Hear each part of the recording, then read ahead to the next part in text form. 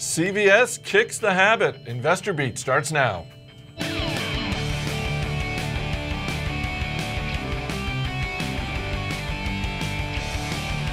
Thanks for watching. I'm Chris Hill. The seesaw continues. Yesterday up. Today the market back down a little bit. The ADP jobs report for January showed fewer private sector jobs than expected being added. All eyes now on Friday's job report from Uncle Sam. Joining me in studio today, Jim Gillies and Bill Barker. Guys, our top story. CVS announced that as of October 1st, it will no longer sell cigarettes or related tobacco products. The second largest pharmacy chain in the U.S. does about $2 billion a year in tobacco revenue. They're getting a lot of praise in the media. People saying this is a really good move, but if you look at the stock being down a little bit, some investors saying, wait a minute, from a financial standpoint, is this a smart move? Well, it's easy to praise them when it's not your money on the line, right? And most of the people who are being asked about this are probably not the investors of CVS.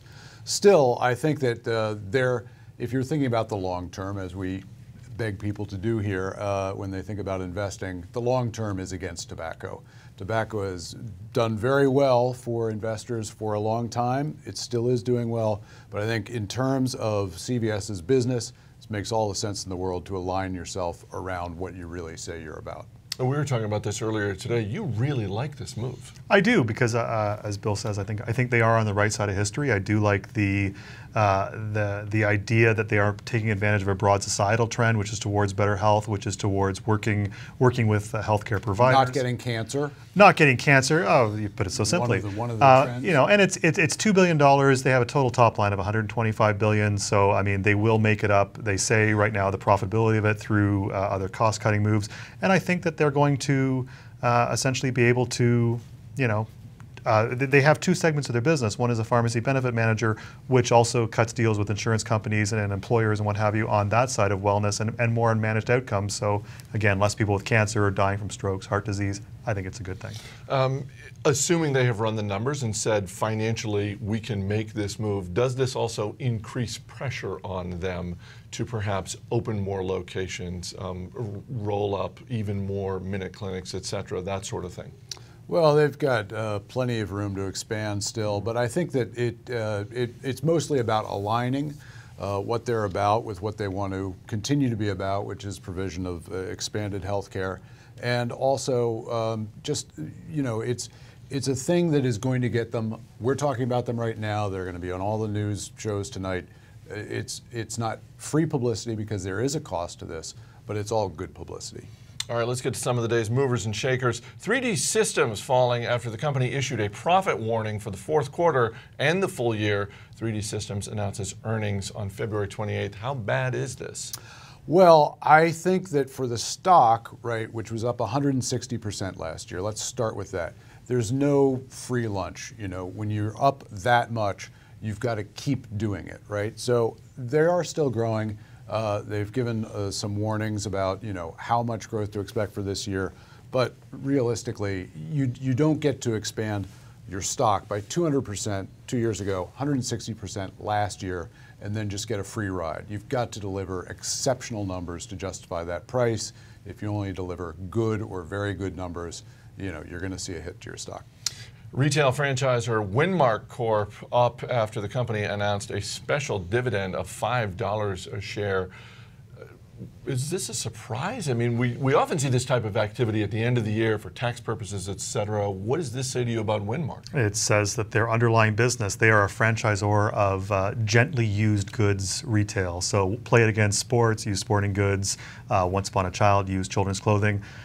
It's a franchisor, so basically all their franchisees send them checks every month. It's a great business. It talks about the health of the underlying business, and people are essentially flocking to the retail.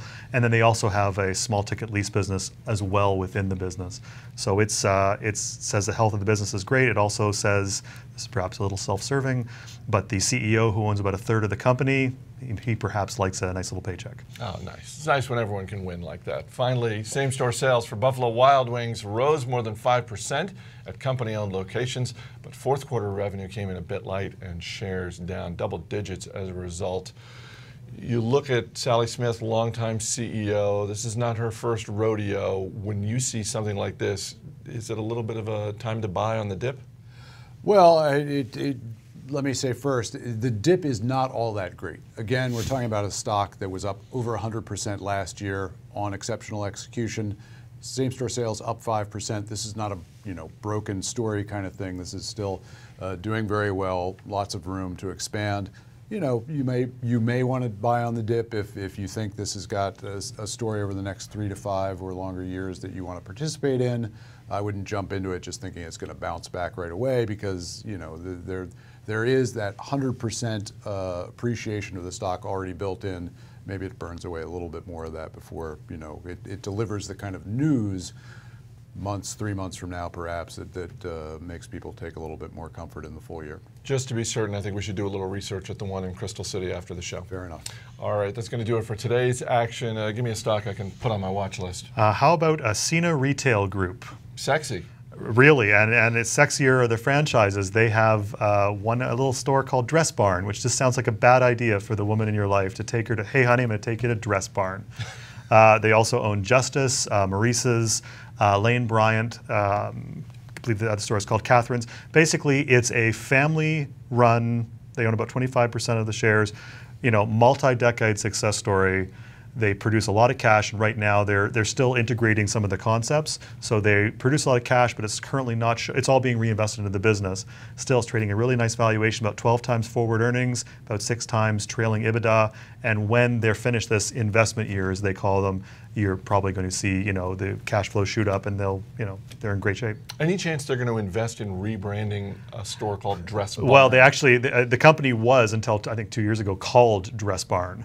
And then they realized that perhaps it's not the greatest name for the 21st century. That's when they rebranded as the completely unreadable Ascena Group. All right, baby steps. What about you?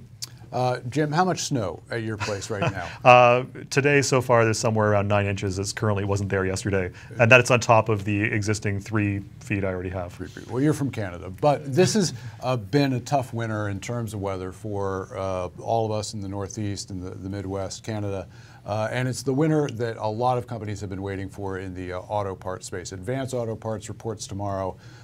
Boy, they have all been waiting for this. And you may see that their numbers for the quarter they're reporting aren't exceptional, because there may have been some store closures, some lost days of sales. But I think the indications that they're likely to give about how the next quarter looks are going to be, we've been driving through a lot of potholes. We've got a lot of salt gumming up our cars, and they are going to be a good leading indicator for how the winter does help some companies. So watch the guidance.